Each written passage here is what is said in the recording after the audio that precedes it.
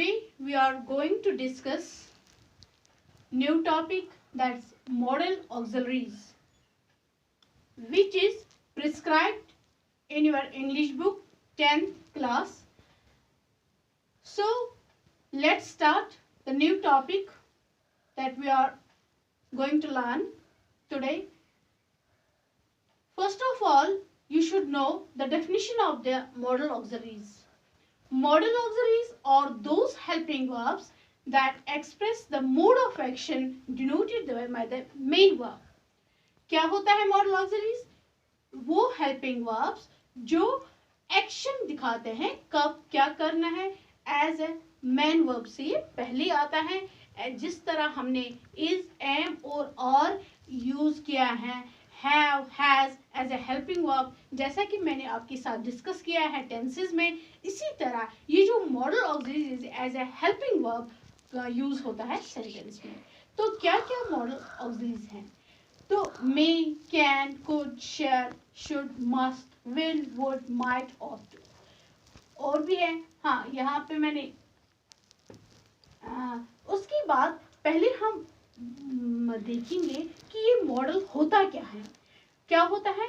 ये हमारे मन मतलब मूड पे डिपेंड होता है कि हम क्या कहना चाहते हैं, हमारा मतलब हमारा एक्शन क्या होगा, हम क्या कहना चाहते हैं, किस तरीके से ये मॉडल्स यूज होते हैं. For wish, desire, permission, advice, responsibility, ability. इसमें आता है मॉडल मीन्स कि हम कुछ कहना चाहते हैं, किस पे डिपेंड पे, कौन सा मॉडल. हम ये जो मॉडल्स होते हैं they are used in different ways, मुख्तलिफ तरीकों से यूज होते हैं. फॉर एग्जाम्पल, हाँ, यहाँ पे मैंने कुछ आपको, you can speak English, you can speak English. आप देखो यहाँ पे आप में एबिलिटी है कि आप इंग्लिश बोल सकते हो. यू कैन स्पीक इंग्लिश, ये एक ही सेंटेंस है, आप देखो. लेकिन ये मॉडल्स हम जिस तरीके से हम यूज करते हैं इन सेंटेंस में, उसी तरह उसकी मीनिंग बन जाती है. आप देखो, you should speak English, advice. You, अगर हम इन दोनों को छोड़ के, ये तो सेंटेंस है, लेकिन कैन और शुड का यूज करते हुए उसमें हमने मतलब दिखाया है कि सेंटेंस की मीनिंग कैसे चेंज होती है. That's why they are used in different ways. आप देखो, यू कैन स्पीक इंग्लिश, यहाँ पे एबिलिटी दिखाते हैं, यहाँ पे एबिलिटी दिखाते हैं.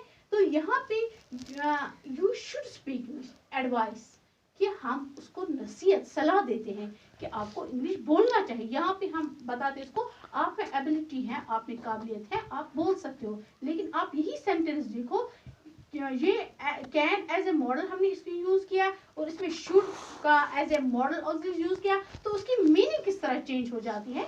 You should speak English, advice, हम सलाह देते हैं कि आपको इंग्लिश बोलना चाहिए. तो उसके बाद हम ये क्या क्या आता है इस मॉडल ऑक्सिलरी. टुडे आज हम सिर्फ उसकी इंट्रोडक्शन मैं आपको बताना चाहती हूँ कि मॉडल ऑक्सिलरीज असल में होता क्या है. तो उसमें क्या क्या होता है? Ability, for example can, could use होता है. परमिशन, हम परमिशन देते हैं और लेते हैं, कैन और मे. फिर हम अलग अलग मैं आपके साथ डिस्कस करूंगी कैन कहाँ पे यूज होता है और मे का इस्तेमाल कहाँ पे होता है.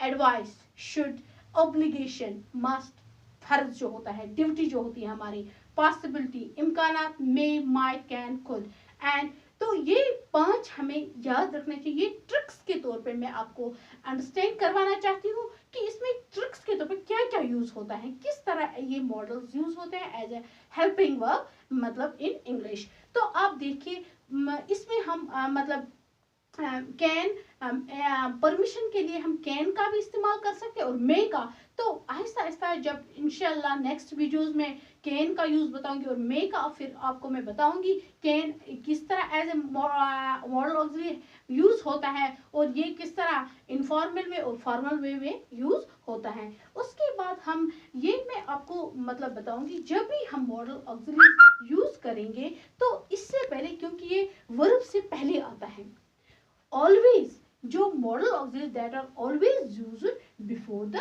First form of verb. जिस तरह मैंने आपको टेंसेस में बहुत सारे मतलब बताया है हेल्पिंग वर्ब, ये मॉडल जो ये यहाँ मॉडल जो होते हैं ये सब्जेक्ट के उसके बाद ही आता है, उसके बाद वर्ब की फर्स्ट फॉर्म आती है, क्योंकि ये कभी ऐसा नहीं हो सकता है कि सब्जेक्ट के बाद वर्ब आता है, पहले ये मॉडल्स, क्योंकि ये एज ए हेल्पिंग वर्ब यहाँ पे काम करता है, जैसे इज, एम, और, हैज, है। इसी तरह ये जो मॉडल्स होते हैं, फॉर एग्जाम्पल यहाँ पे हमको मॉडल्स यूज करना है। फॉर एग्जाम्पल यहाँ पे आप देखिए, यहाँ पे मैंने मॉडल्स यूज किया है यहाँ पे, तो इसी तरह शुड मॉडल, उसके बाद वर्ब का हमने यूज किया है। इसी तरह ये आपको इसमें रूल मेथड याद रखना होगा कि हमें पहले models as an helping verb use करना है, उसके बाद ही वर्ब आता है। ये कभी नहीं होगा कि हम पहले वर्ब फिर उसके बाद मॉडल्स, क्यों, इसके बाद ही, सब्जेक्ट के बाद ही हम मॉडल्स का यूज कर सकते हैं। क्यों, सो